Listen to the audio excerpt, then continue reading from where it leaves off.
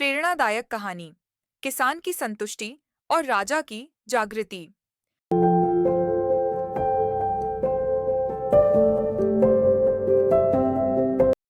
प्राचीन काल की बात है। एक विशाल साम्राज्य था जहां राजा विक्रमादित्य राज्य किया करते थे।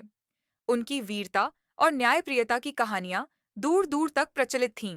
लेकिन हाल के दिनों में लगातार युद्धों और राज्य की समस्याओं ने उन्हें गहन चिंताओं में डाल दिया था। दिन प्रतिदिन उनके मन में उदासी और बेचैनी बढ़ती जा रही थी। एक दिन अपनी चिंता और उदासी से मुक्ति पाने के लिए राजा विक्रमादित्य ने अपने महल से बाहर निकलने का निर्णय लिया। वह एक छोटे से गांव की ओर चले गए जो उनके राज्य का ही हिस्सा था। जब वे वहां पहुंचे तो उन्होंने देखा कि एक किसान अपने खेत में मेहनत कर रहा था। उस किसान के चेहरे पर थकान थी, लेकिन एक अद्भुत संतोष और संतुलन भी था जो राजा के लिए अज्ञात था। राजा ने उस किसान के पास जाकर उससे बातचीत करने का मन बनाया। किसान ने राजा को पहचान लिया और विनम्रता से उनका स्वागत किया।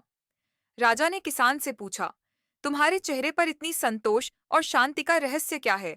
मैं एक शक्तिशाली राजा हूँ, लेकिन मेरे मन में हमेशा एक अजीब सी अशांति रहती है। किसान ने मुस्कुराते हुए उत्तर दिया, महाराज, मेरा जीवन सरल है।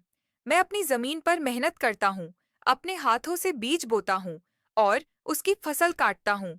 जो कुछ भी मैं कमाता हूँ, उसी से मेरा और मेरे परिवार का गुजारा चलता है। मेरे पास धन दौलत नहीं है, परंतु मुझे अपने काम से संतुष्टि मिलती है। आपके पास अपार संपत्ति और शक्ति है, लेकिन क्या आपने कभी इस संतोष का अनुभव किया है? राजा विक्रमादित्य ने गहरी सांस ली और किसान के शब्दों पर गंभीरता से विचार किया।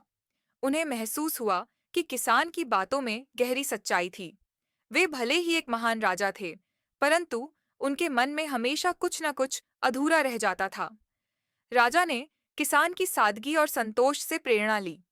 महल वापस आकर उन्होंने अपने राज्य के विकास के लिए कई महत्वपूर्ण कदम उठाए।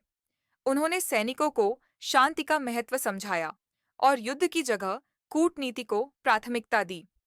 उन्होंने कृषि को बढ़ावा देने के लिए किसानों की स्थिति सुधारने पर ध्यान केंद्रित किया। किसानों के लिए नई योजनाएं बनाईं और उनकी मेहनत को सराहा।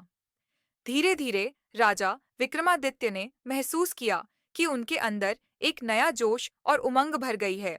वे फिर से वही शक्तिशाली और समर्पित राजा बन गए जो अपने राज्य और प्रजा के कल्याण के लिए तत्पर रहते थे।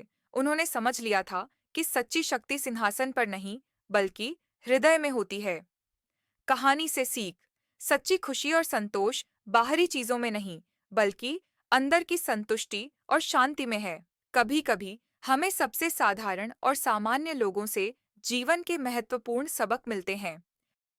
अगर आपको हमारा यह वीडियो अच्छा लगा हो तो कृपया हमारे चैनल को लाइक करें, सब्सक्राइब करें और अपने दोस्तों के साथ शेयर करें।